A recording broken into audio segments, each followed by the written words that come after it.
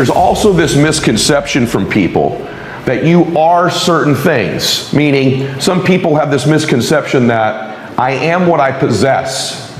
In other words, I am my possessions. And so they link their self-confidence to their possessions. And so they're constantly trying to acquire more and more possessions, thinking that's where they get their self-confidence from. That's how they're defined as a person. I am my possessions. Couldn't be further from the truth. It's a hollow way to try to gain self-confidence by possessing things. Nothing wrong with going for material possessions. I have all kinds of them. But I don't link my confidence to those possessions, nor am I deluded into thinking if I could just possess more things, then I'll feel better about myself. So this is a mistake. There's a flawed thought. Number one flawed thought, I am my possessions. Second flawed thought, I am my accomplishments. In other words, my self-confidence is only linked to what I accomplish. So because I haven't accomplished certain things, I don't have that certain title, that certain award, that certain recognition, I don't believe in myself. I'm riddled with self-doubt. I'm defined by my accomplishments. The difficult thing about that is now all your life you're going to have to accomplish more and more and more in order to feel self-confident and eliminate self-doubt. You are not your accomplishments. You are not your possessions. You are you. You are perfect. You are beautiful. You were born to do something great with your life. If you're a person of faith like me, you believe God made you in His image and likeness and wants you to do something great with your life, not that you are your possessions, not that you are your accomplishments. And this is the social media insidious influence it has in our lives. People think, I don't feel good about myself. I've got this self-doubt. The gateway to me feeling more self-confidence is if I could possess more things or if I could accomplish more things. Yes, having nice things will make you feel better about yourself. Yes, accomplishing things certainly is a reinforcement for self-confidence, but it's not the pathway to getting it. The pathway to getting it is doing something great with your life where you keep the promises you make to yourself and acknowledge this self-doubt, this self-thought, this negative talk isn't even mine. It was given to me when it was impossible for me to defend myself as a child, and maybe it even happened in adolescence, and probably some of those incidents have happened for you as an adult. And these ones as an adult are like that thing I said earlier. Oh, it's another time I reinforced the table. I'm not good enough. I'm not smart enough. I'm not prepared enough. I'm not the right race. I'm not the right gender. I don't come from the right kind of family. I don't have the right education. And we find these references as adults to reinforce these self-doubting beliefs we were given by somebody else as a child. Flawed belief is that you are your possessions. You are your accomplishments. Third flawed belief, I am what other people say I am. Wrong. You are not what other people say you are, good or bad. I see too many people that if someone says something negative about them, they believe that's who they are. This is the flawed third belief. I am my possessions, I am my accomplishments, and you know what? Or I am what other people say I am. Let me be clear with you. You are not what other people tell you you are. It wasn't true when you were 18 months old, 5 years old, or 55 years old. You are not what other people say you are.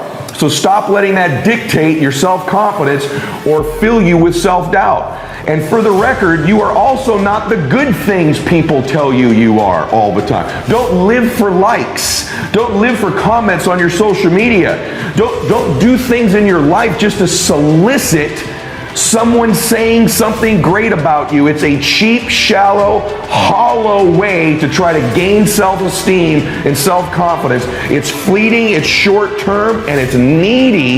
In fact, the fact that it is a necessity for you to get liked, to get people to say good things, to get comments on your social media, or to do so in your presence indicates a lack of self-esteem and self-confidence, because we know self-confidence is an internal game where we keep the promises we make to ourselves.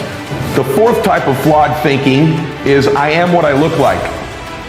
In other words, if I don't look a certain way, like what the magazine says I should, or social media says I should, if I don't look like these people, I shouldn't have self-confidence. And that's ridiculous. I can tell you straightforwardly, you're beautiful as you are. Especially the ladies listening to this or watching this. The world is constantly trying to get you to believe you're not enough. You don't look right. You should lose this weight. You should gain this. This should be smaller. That should be bigger. Whatever it might be. They're constantly messaging women, you're not enough. You're not enough. You're not enough. You are what you look like. And this is true for men as well. Let me tell you straightforwardly, you are not what you look like. You are your soul. You are your spirit. You are your gifts. You are the contributions you make. You are your intentions. At some point, you got to stop negotiating the price and decide your will to win is not for sale. Here's the truth. Most people's dreams can be bought. With enough failure, with enough rejection, they will sell their children's dreams. They can't still fight. They can get a little bit, but when it gets a little too hot, they go, boom, sold, buy the dream, you can have it. It's not worth it to me. And their will to win is buyable. You can buy it. With a little success or a whole bunch of failure, most people will sell their will to win. Some of you have sold it because you're making a little bit of money. You don't work like you did when you were making nothing. You're not after it like when you were broke. Now you got your 50, 100, 200, 300, 400 measly dollars a year, $1 million a year. Not to be rude, but that would not pay my jet fuel. And you think you're making a lot of money compared to what? But you sold your win for a little couple success. Some of you will sell your win for some failure. You're probably buyable, but if you decide at this meeting, my will cannot be bought, I don't care how long it takes, you can't buy this dude out. I'll keep fighting for my family. I'm the one. I'm gonna change my family tree forever. That's the decision. Decide now. You're gonna keep negotiating the price, or can you not be bought? I believe the greatest talent that you can draw a line through all the people who have won. Not all the people that win in business or life are unbelievable transfers of energy. Not all of them can close. Not all of them can persuade. Not all of them are great listeners. Not all of them even dealt well with adversity. They did that the majority of the time. But all of them have in common, they developed the talent, and yes, it is a talent, it is a skill of not quitting. I don't think most of you right now that are struggling in your business life right now are giving yourself enough credit for this incredible talent you're developing, which is resiliency, which is the ability not to quit. Listen to what I'm telling you. As somebody who's built multiple different companies, I've coached some of the top athletes, entertainers, business people, and politicians in the world. And I'm telling you that even in my own team, when I hire people, I look for resiliency, and a notch above that is the talent, is the skill of not quitting as the number one thing that I look for. And many of you right now listening to this possess the number one skill necessary to win and don't give yourself any credit for it, which means it's not helping build your confidence. It's not going to the bank of crediting for your identity. And so although you possess this incredible ability that so many people in the world don't have and don't possess, you have it and you don't value it. You don't prize it. You don't give yourself credit for having it. It ought to be where you draw the majority of your confidence from. The ability to say, I don't quit. I'm resilient. I own the number one skill, the number one talent required to eventually win. I already have. I can't quit. You'd have to kill me to get me out of chasing my dream. I'm going to tell you right now, either you're going to control your time or your time's going to control you. Either you are going to dictate the terms of your life or you're going to be somebody who reacts and responds throughout their life. This device right here can both speed up time in your life or it can slow it down. It's not always a speed tool. So one of the tips that I've covered before but not enough people implement that I promise you is a quality of max out performers that relates to their time is they control it. They do not react and respond. They dictate the terms of their life most of the time. And that means this: when you wake up in the morning, the greatest thing you could do for yourself is not touch or look at this device for 30 minutes to an hour after awakening. So that when you wake up, you take control of your time. You control the time.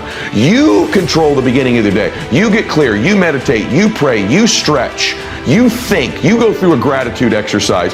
You control the first 30 minutes of your day. It sets a tone that I'm in charge of my time, not what enters this.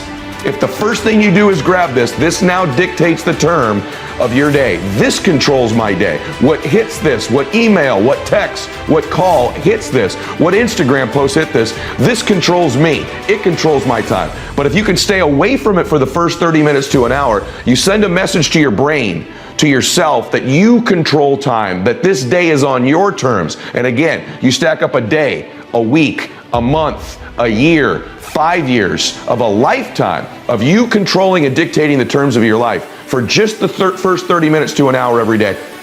It will revolutionize your life. You have an acceptance that problems and challenges are going to exist.